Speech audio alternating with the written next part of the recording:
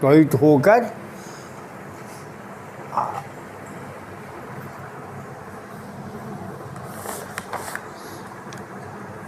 8 metre प्रति second का वेग प्राप्त कर लेती है। पुनः नियत चाल से चलते हुए यात्रा की शेष दूरी 64 मीटर शेष 64 दूरी में मंडित होकर रुक जाती है। यदि कार द्वारा चली गई दूरी 584 मीटर हो तो मंडन तथा यात्रा का कुल समय बताओ। त्वरण भी बताओ। त्वरण, मंडन और यात्रा का कुल समय। तो देखिए, मान लीजिए ए से लेके बी तक प्रारंभिक वेग 0 है और यहाँ वेग भी है 8 मीटर प्रति सेकंड।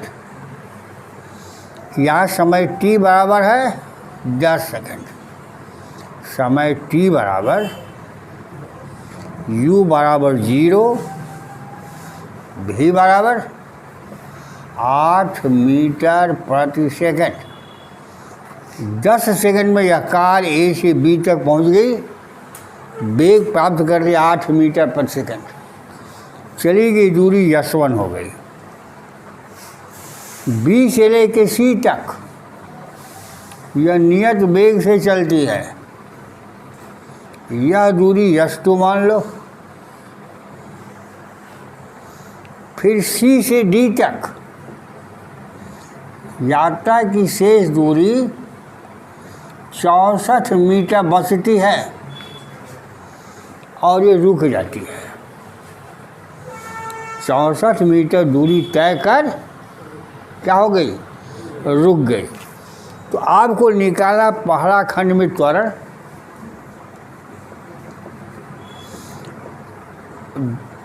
तो फिर निकालना है मंडन और पुनः निकालना है यात्रा का कुल समय।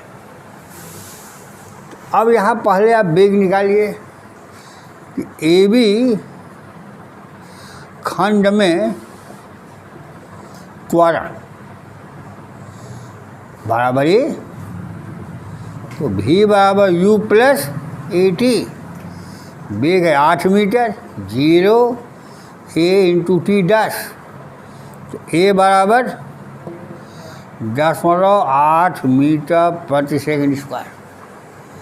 समय तो मालूम है 10 सेकंड, t1 मान लीजिए इस समय को। अब चली गई दूरी कितनी है, a से b तक की दूरी अब S1, तो S1 बराबर ut plus half AT square, u0 a 10.8 t square. यात्रा का समय कितना है, ए से बी तक यात्रा काल है 10 सेकंड, तो यह हो गया 10.6.4 हाफ ए का मान हम लोग का है 10.8, हाफ AT स्क्वायर 10.4 गुणे 100 बराबर 40 मीटर। तो यह दूरी 40 मीटर हो गई। ए से लेके बी तक की चलेगी दूरी को S1 मान लें, तो S1 by UT plus half AT square, A का माना है 10.8, तो हाफ 10.8 गुणे टी का वर्ग 100, 10.4 गुणे 100 बराबर 40 मीटर। यह दूरी है 64 मीटर। तो बी से सी तक की दूरी बराबर कुल यात्रा की दूरी है 584 माइनस 40 प्लस 64 कितना हो गया 104। 580 माइनस 104 584 माइनस 104 कितना हो गया? 480 मीटर। तो बी से सी तक जाने में समय t2 बराबर इस दूरी को नियत वेग v से तय करती है।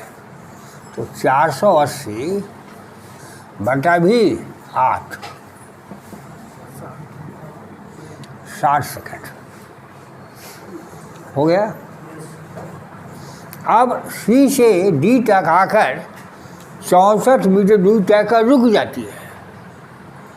तो मान लो मंडन निकालना है हमको, ये प्रश्न पूछा है मंडन बताओ। तो सी से डी तक मंडन ज्ञात करना है। तो v स्क्वायर बराबर यू स्क्वायर प्लस 2as, ये 0 हो गया। u है 8 मीटर पर सेकंड, 8 का वर्ग प्लस 2a निकालना है यश 64। तो कितना हो गया? 2a गुणे 64 बराबर 64। ए बराबर -0.5 मीटर पर सेकंड स्क्वायर मंडन हो गया। अब समय निकालना है। सी से डी तक का समय t3, डी तक आते हैं तो उसका वेग 0 हो जाता है। तो v बराबर u plus 80, v 0, u 8 plus a का मान है -0.5 इंटू t3। तो t3 बराबर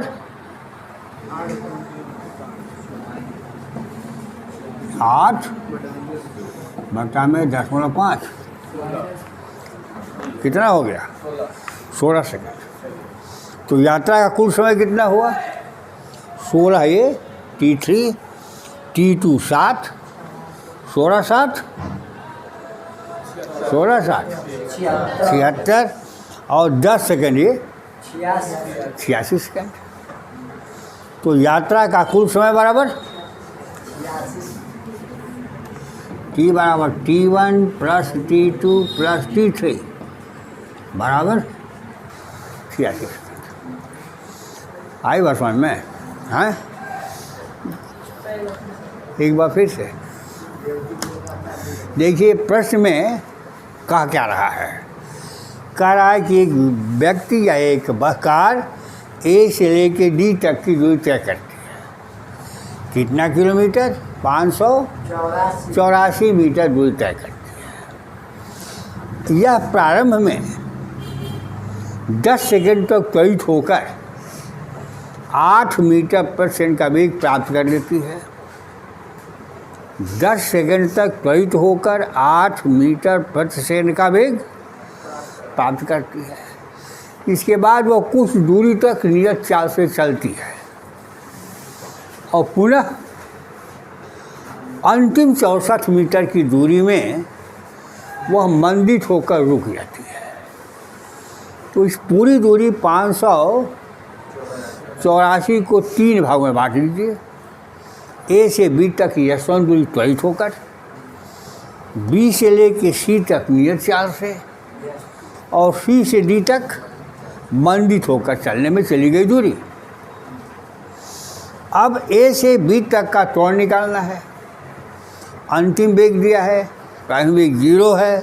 तो v बराबर u प्लस 81, 8 बराबर 0 प्लस a गुणे 10, a बराबर 10.8 मीटर प्रति सेकंड स्क्वायर। त्वरण आ गया, त्वरण निकल गया। अब 10 सेकंड में कार हमारी कितनी दूरी चली? यशवंत बाय ut plus half at square.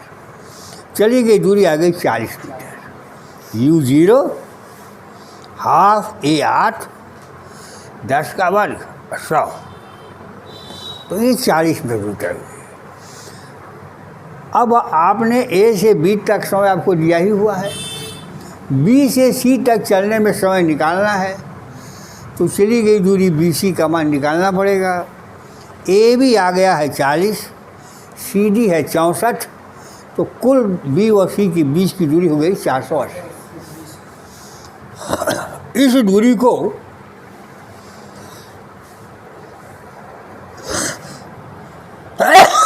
यह कार दिया 8 मीटर पर सेकंड से चलती है, तो समय T2 और 480/8 बराबर 60 सेकंड लगा। समय निकल गया, ए से बी तक का समय आ गया, बी से सी तक का समय आ गया।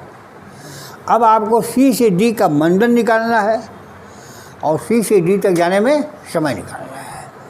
यहाँ वेग है 8 मीटर पर सेकंड, यहाँ अंतिम वेग है 0, प्रारंभिक वेग 8, तो v square u square plus 2as से गति के तीसरे समीकरण से 0 और 8 का वर्ग प्लस 2a गुणे 64, a बराबर 10.5, मंडन निकाल लिया। यात्रा का कुल समय निकालना है। ए से बी तक का समय 10 सेकंड दिया है, बी से लेकर सी तक का समय आपने निकाला है। अब सी से डी तक का समय निकाल लीजिए। सी से डी तक जाने में इसका वेग 0 हो जा रहा है, मंडन आपने निकाला है 10.5, तो v बराबर u प्लस 80 से t निकाल दिया 16 सेकंड। तो यात्रा को 3 खंड में बांटिए, हाँ, और बांट के अलग अलग हल कर लीजिए।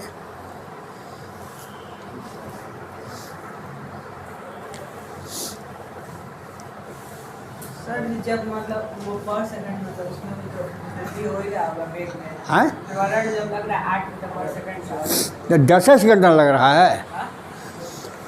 कौन जो लग रहा है वो 10 सेकंड तक ही न है, हाँ तो 10 सेकंड। इसके बाद वेग नियत हो जाता है, तो फिर त्वरण की बात कहाँ रह जाती है।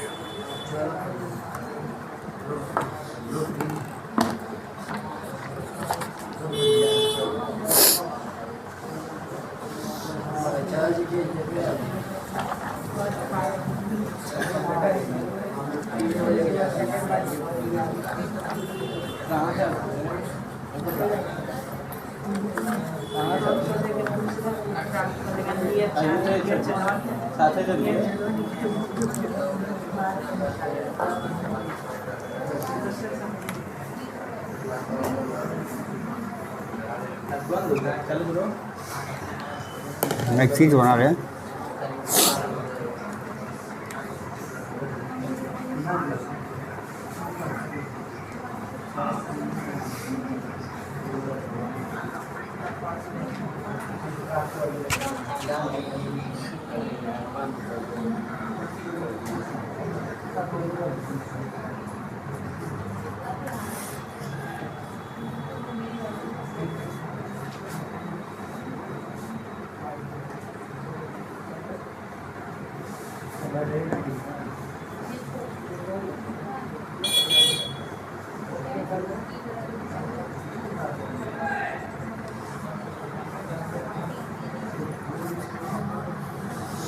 देखिए कण का वेग समय ग्राफ,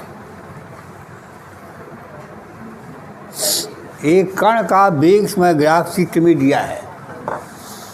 आपको निकालना है 0 से 10 सेकंड के मध्य औसत त्वरण, 0 से 10 सेकंड के मध्य औसत त्वरण।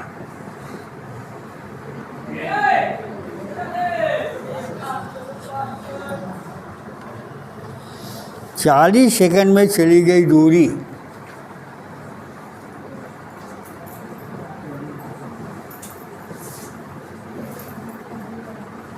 चालीस सेकंड में चली गई दूरी, तो आसान है।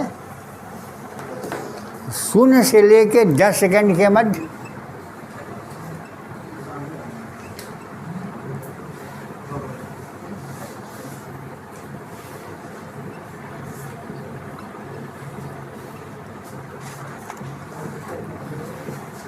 V2 माइनस V1 अपान T2 माइनस T1। ये सवालों को लगाने में दिमाग पर बहुत जोर नहीं देना है। V2 है 2, V1 है 0, T2 है 10, T1 है 0।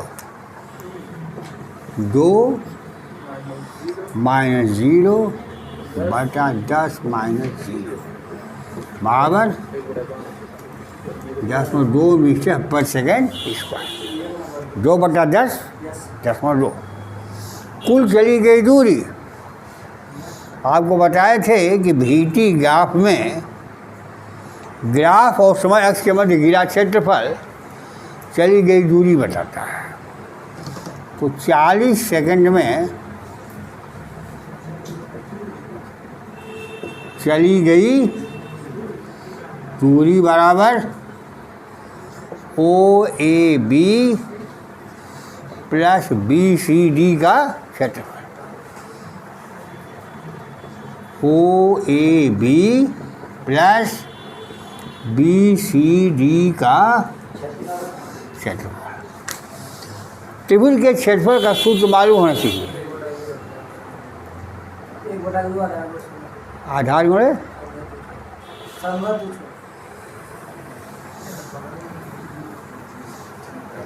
आधार गुणे संलग्न भुजा। ये हाई स्कूल में 76 नंबर पाए थे। कितना नंबर पाए थे? 76 ना भाई, हमने 76 अंदाज से बोल दिया। और त्रिभुज का क्षेत्रफल क्या होता है ये नहीं मालूम, तो ऐसे मार्कशीट को फाड़ के फेंक देना चाहिए। 6% डिजर्व नहीं करते। त्रिभुज का क्षेत्रफल लंब गुणे आधार बटा 2। तो लंब का मतलब AD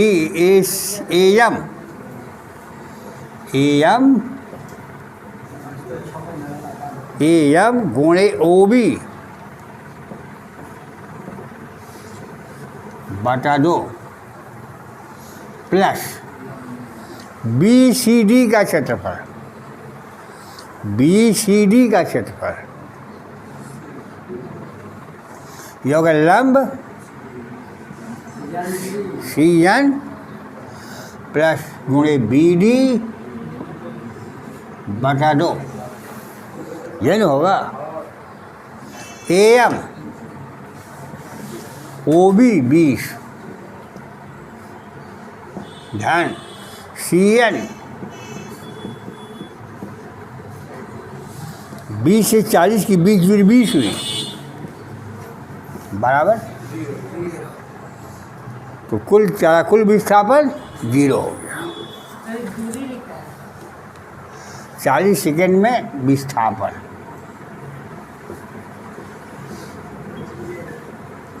अब मैं चली गई दूरी पूछता तो 20 गुणे 2 40 हो गया। हैं 40 सेकेंड में विस्थापन कर लिया।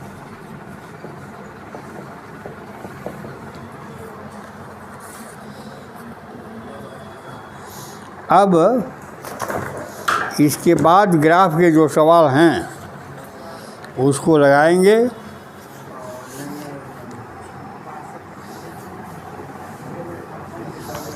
इसके बाद है एक गेज मीनार की चोटी से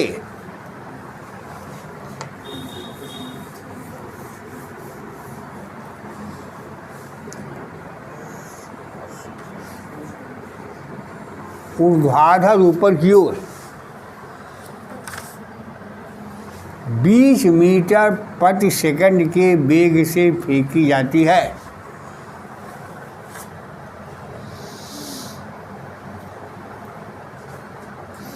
पाँच सेकंड बाद पृथ्वी से टकराती है। तो ज्ञात कीजिए मीनार की ऊंचाई और पृथ्वी पर पहुंचने पर पिंड का वेग। एक गेंद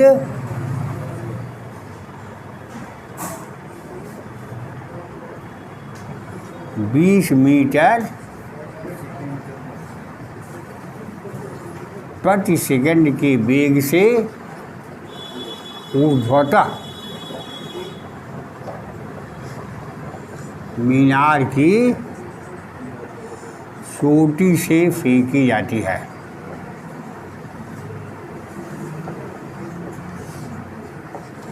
पाँच सेकंड बाद पृथ्वी पर पहुंचती है। क्या याद करना है?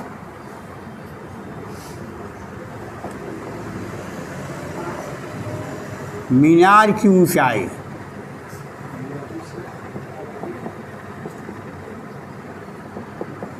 और पृथ्वी पर वेग। मीनार की ऊंचाई और पृथ्वी पर वेग कैसे निकालेंगे?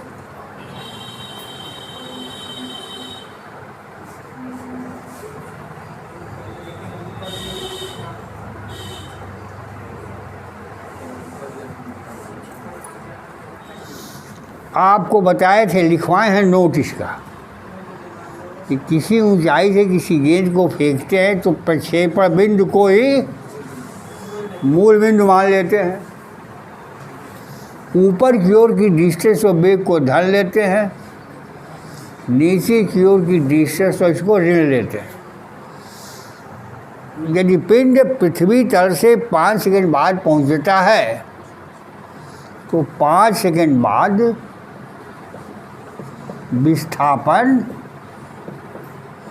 बराबर नीचे की ओर दूरी नापी जा रही है -h। गुत्थी तो जी भी नीचे की ओर है, ये भी निगेटिव ही रहेगा। तो यस बराबर ut plus half AT square से माइनस यच बराबर u 20 गुणे 5 प्लस हाफ माइनस 9.8 गुणे 5 का वर्ग।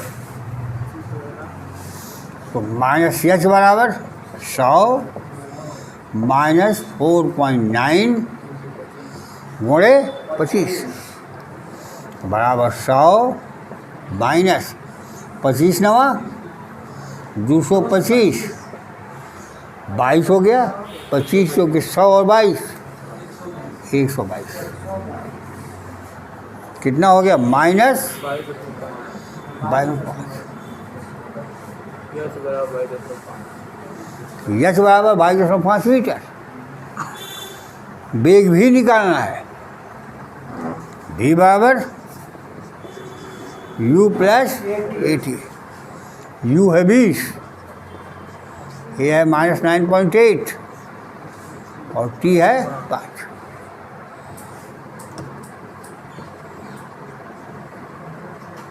पाँचवा से 40 49 माइनस 49 माइनस 29 मीटर प्रति सेकंड। माइनस आया है, वेग नीचे हो गया ना।